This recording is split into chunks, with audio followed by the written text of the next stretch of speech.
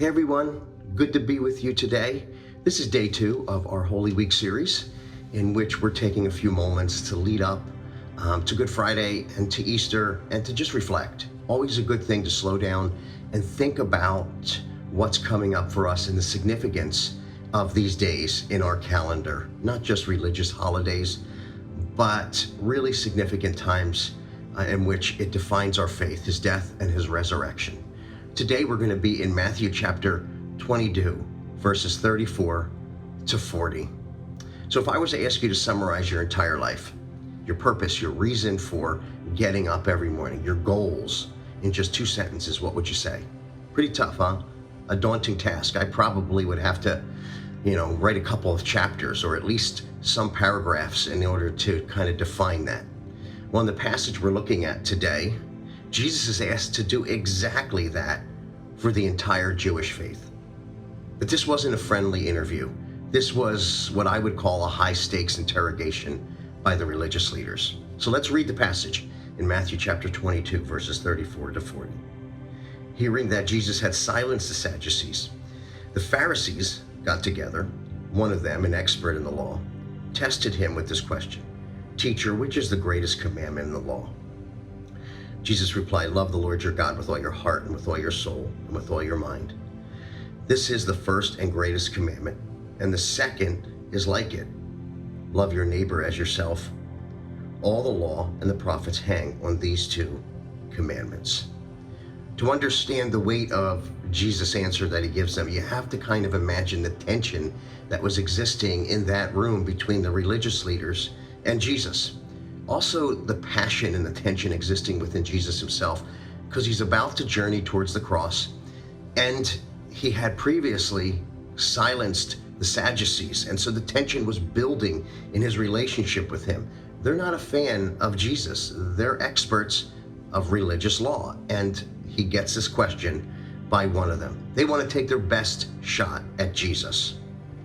It says in verses 35 and 36, an expert in the law tested him with this question: "Teacher, which is the greatest commandment in the law?" Now you have to understand, the religious leaders had identified 613 individual commandments in the Torah. They spent decades debating which were heavy and which ones were light. By asking Jesus to pick just one of them, they were setting a trap. If he picked one, they could accuse him of neglecting the other 612. They wanted to pigeonhole him. They wanted to make him look shallow. Jesus doesn't back off and he doesn't flinch.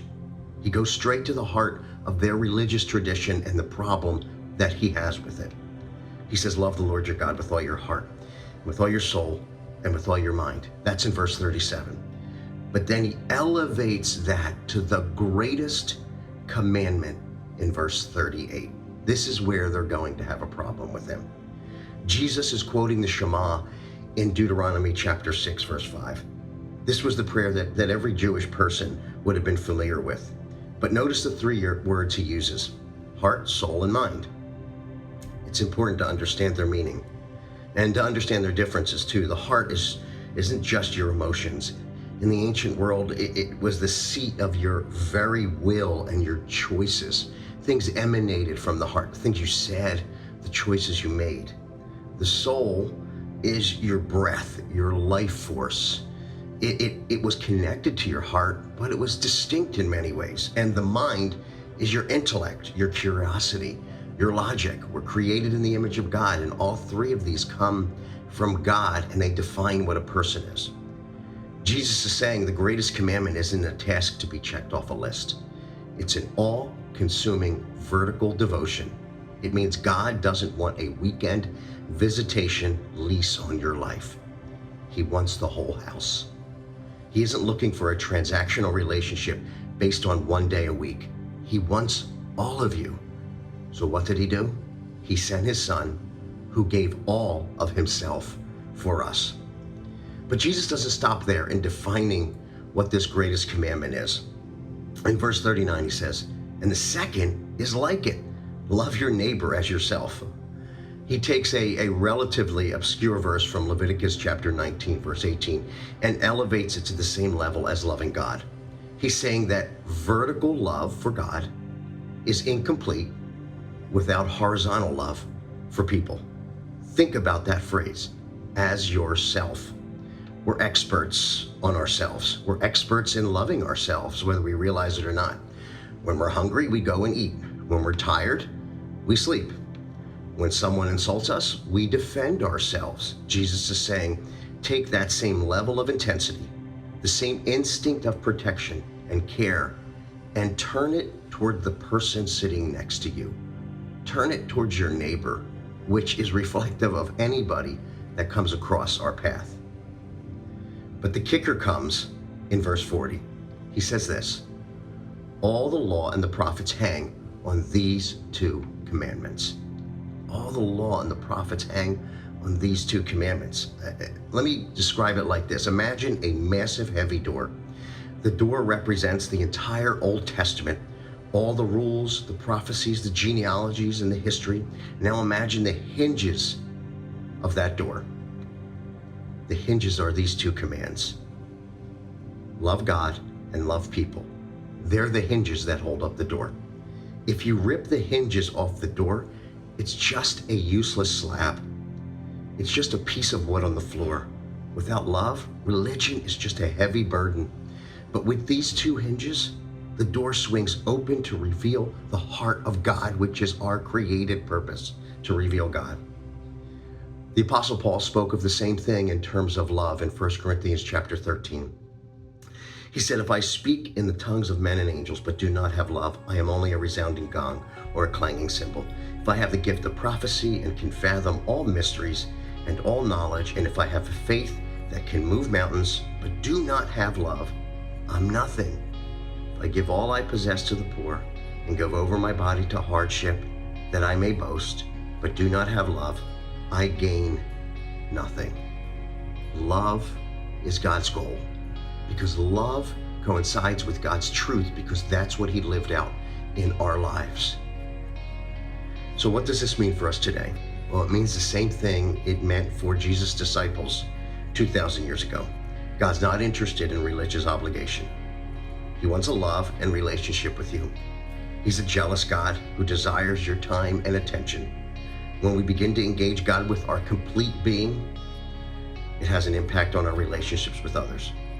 We love people the way God loves them, and we start reflecting God's image in us because we have God in us.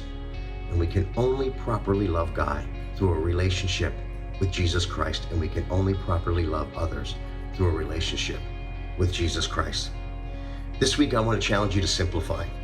When you're getting to make a decision this week, ask yourself, does this show God that I love him with my whole heart, with everything?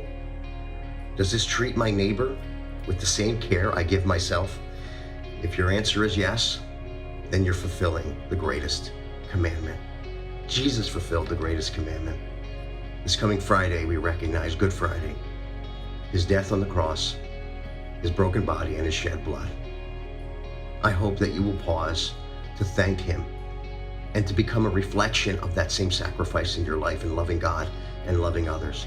Join us on Thursday evening for our Holy Thursday service at 7 p.m. We'd love to have you there. You could be part of a service that's going to drive towards the love of God.